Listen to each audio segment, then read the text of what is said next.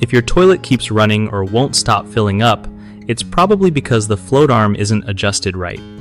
Alright, so here's the deal with fixing that float arm problem. First, you gotta pop off the toilet tank lid carefully and check out the float, the little ball or cup that moves up and down with the water.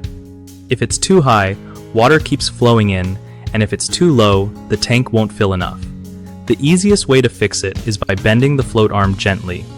Just a little tweak can change where the float stops. If your float is a ball on an arm, just bend the arm down a bit to lower the water level. For those with a cup float, there's usually a clip or screw you can move to adjust height.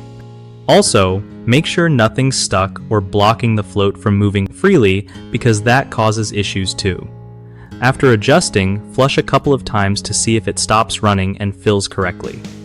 If it still acts up, check if the fill valve needs cleaning or replacing because dirt can mess up the float arm's movement. One of the biggest mistakes with float arm adjustment is bending it too much or too little, which either floods the tank or lets it run forever, so go slow and test often. Another common issue is ignoring debris or buildup around the valve and float, which can keep things jammed. A quick clean usually fixes that.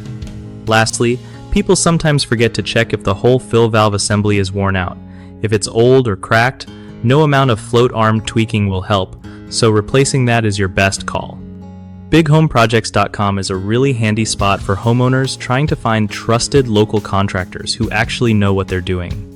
Plus, if you're a contractor looking for work, it helps you connect with people who need your skills without all the hassle.